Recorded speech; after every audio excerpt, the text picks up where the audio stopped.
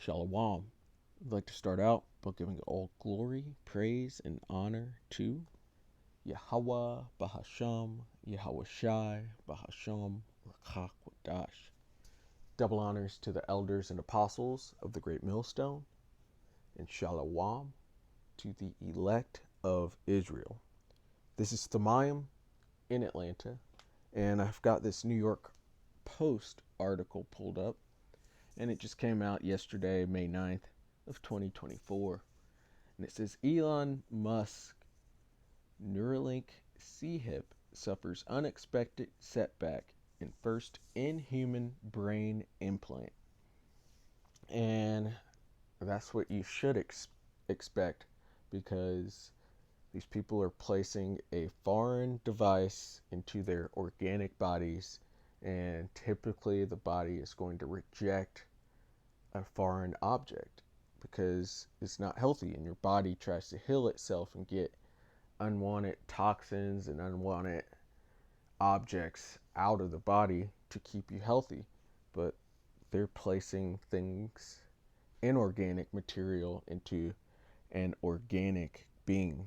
So this should be expected. You're not supposed to do this.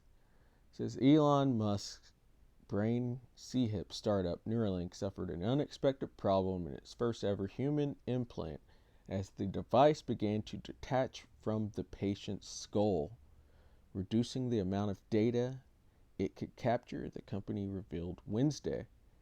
And went through another lesson not too long ago on this exact thing, and they cut a little hole into the patient's skull, and then these,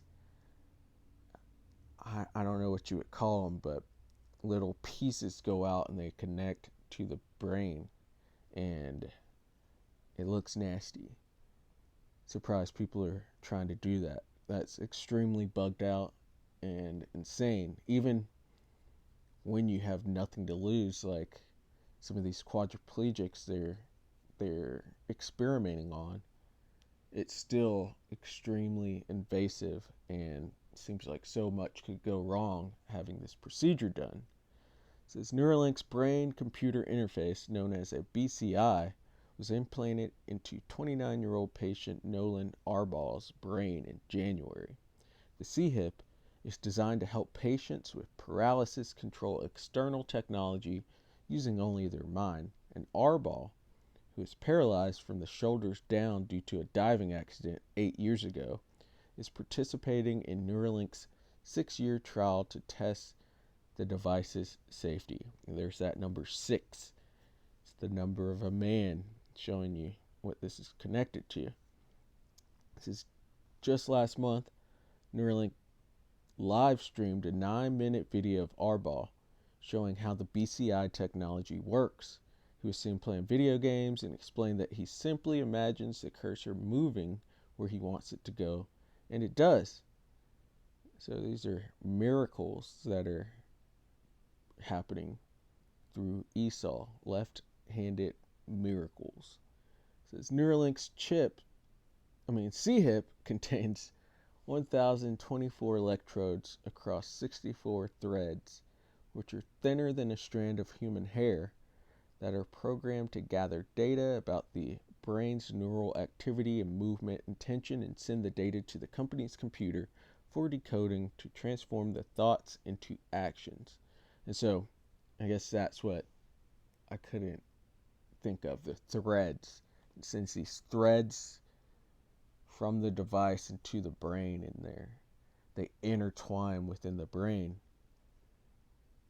Pretty scary, honestly. It says, however, in the weeks since the astounding video, a number of threads retracted from Arbaugh's brain, resulting in a net decrease in the number of effective electrodes, Neuralink said in a blog post Wednesday, earlier reported on by the Wall Street Journal.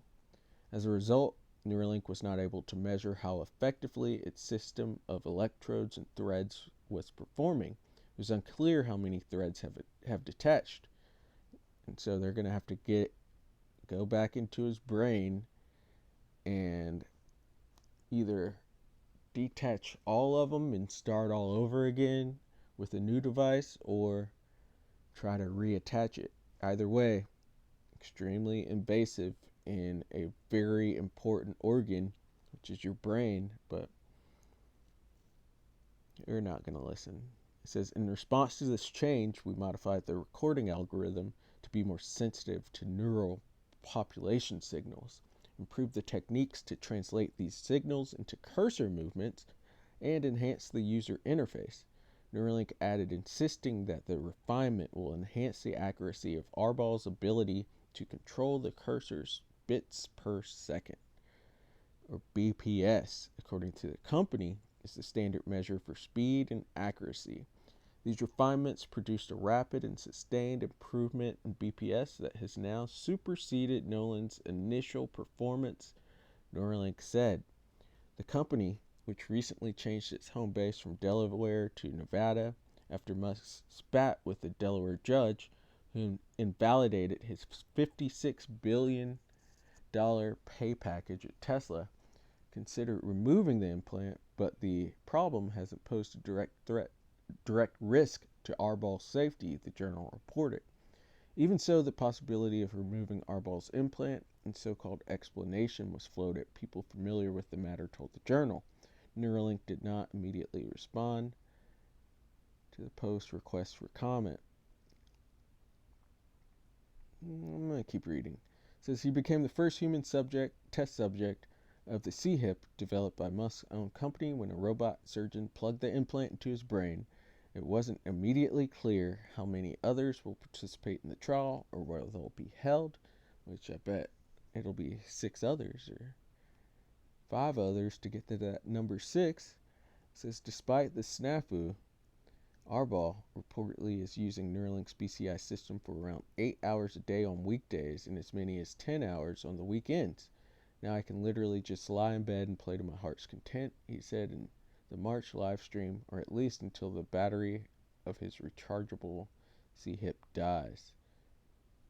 And so there you have it. This is this experiment is not quite working out, and the scriptures tell you how the wise men of Teman are going to lose their wisdom. Its wisdom vanished in Teman, and you can see these miracles that they're trying to perform aren't quite miracling.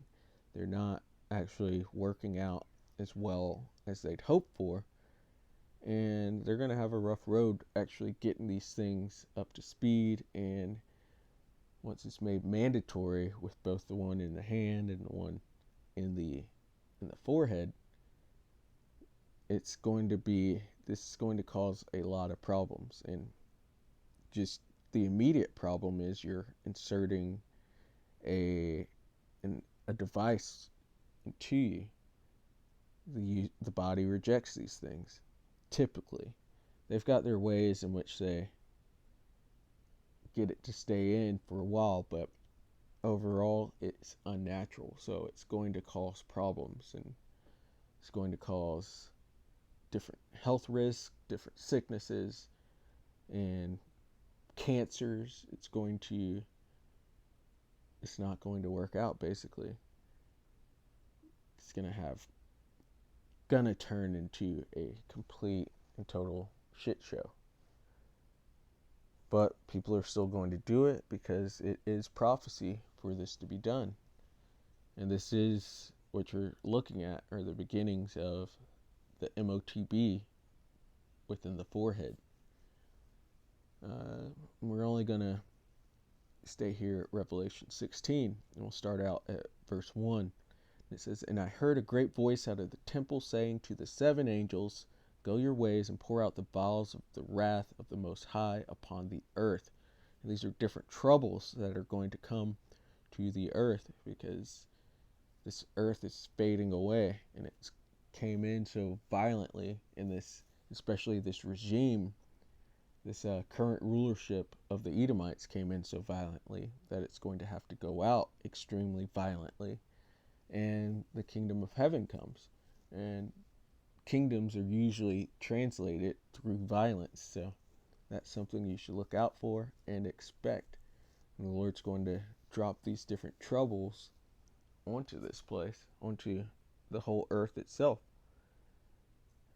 And the very first one is, and the first went and poured out his bile upon the earth. And there fell a noisome and grievous sore upon the men which had the mark of the beast, and upon them which worshipped his image. And so this one is the point. There fell a noisome and grievous sore upon the men which had the mark. And so this is what's to be expected, especially within these trials and experimenting of this device. Yeah, it's not going to work out all of the time, but let's get into some of these words. So let's get sore first, which says a wound, especially a wound producing a discharge or pus. So could you imagine inserting something into your forehead, into your brain, and it just starts dripping and giving pus all the time? It's probably going to smell especially bad. And really, with this word, it used to even go into cancer, which, let's check the etymon for that. Sore. Oops.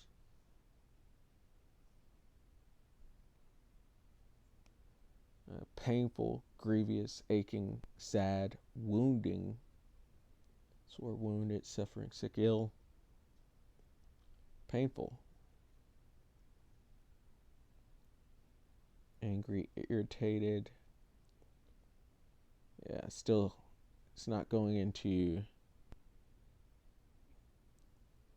Yeah, in the blue letter, it used to actually say cancer, but that's okay. Let's check noisome, harmful, noxious, misfortune, annoyance, bad smelling, offensive to the sense of smell. So these things are, that sore is going to be extremely stinky and annoying. And then grievous,